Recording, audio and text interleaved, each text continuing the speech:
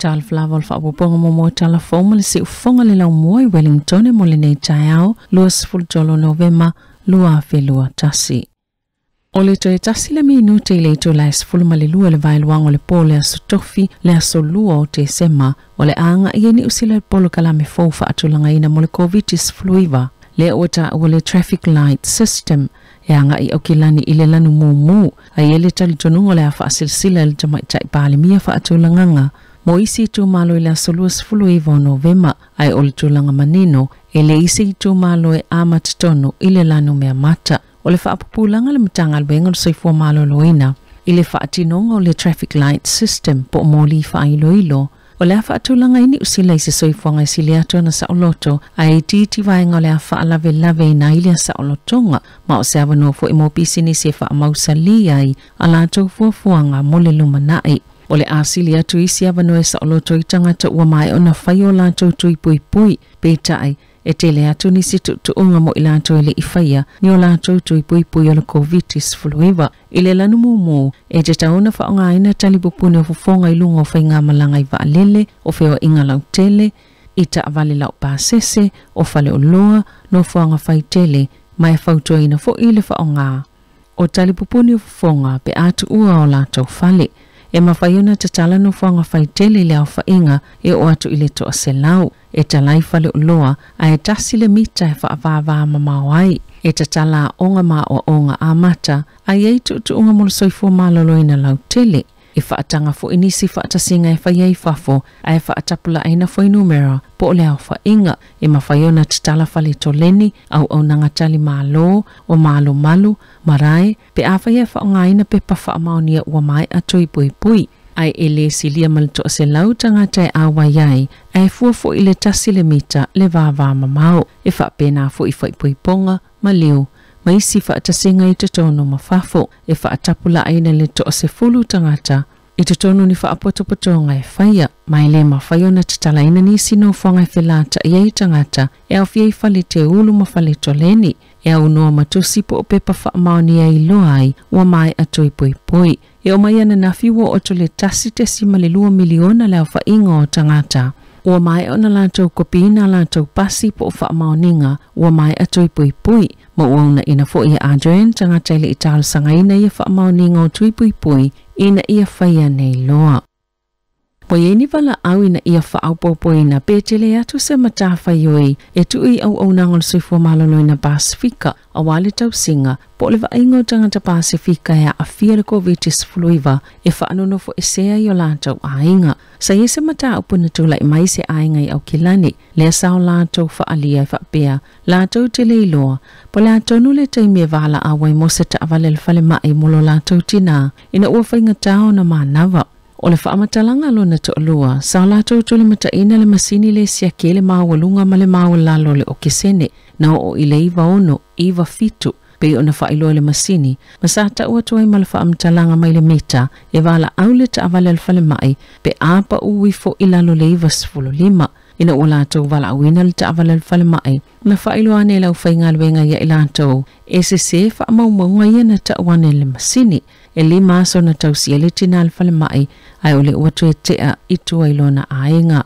ole whaamatalanga lona to'alua, sa sili atu le tele ole lango ale fono, le whaala putuputonga le whanau ora, le lango ina ainga Pasifika ya fia le COVID-19 fluiva, na ilo whaala putuputonga le malo, mai vave lava le fisosani mo ilanto e alai tau mafa, ma vaenga mo umiaina. Na ta uele pule silo le Pasifika Futures, e te tauna te le lewa no etu inatu i au nanga Pasifika fisoso ni ai, i ainga matangata Pasifika.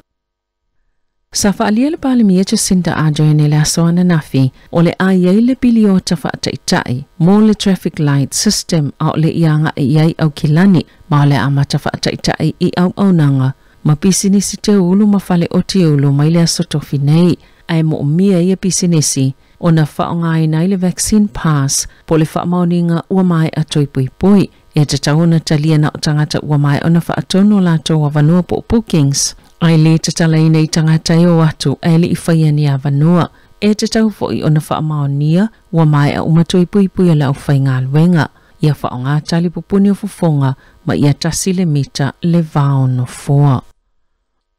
E to olua se lau malilima le au fa inga o tangata fau o fa mauni le virusi, ma le to tasi o le tangata maliu, pe ona fa iloi le asoana nafi. I se pepa fa amatalanga le matanga luenga o soifua maloloina, na fa alia ina li potia le pulenga fa falma i Countess Manukau.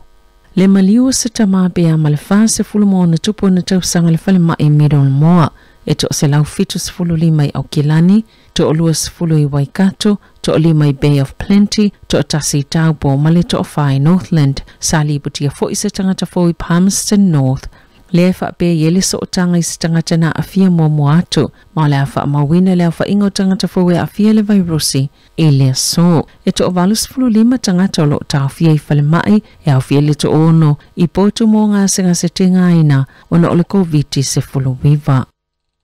Ua faaliele e New Zealand, ua toi faaleao ngā ina neini avanua malanga ua mai ona tutongi, pe faatonu mo fai ngā malanga i silia male afe, i le vao ni Usila ma Australia, a matatu li taimine o atu le fai ungol tausanga, ona olutulanga le mautino i tua oipo o fe malanga inga, le ua failua le malo i fōlinga mai, e le mafaina toi a mataina feo inga ia uno malfa anono fo ese i le vao atunu ue lua, ili nei tausanga. O le taumata le New Zealand petu sa male luas fulu afela o fa ingo tangata o le a afia ia lato fa inga malanga. Wa matana fisu ia iaso fa inga malanga pasese wa mai ona tutongi pe ua fa aputu mate wa i o lato ingo le company va alele e fa o ngā monisi taimi ile lumanai. O le otu mau pea wanoa malanga pe a mai ala sotol tasi o te se ma se ia iai se isi fa a linga.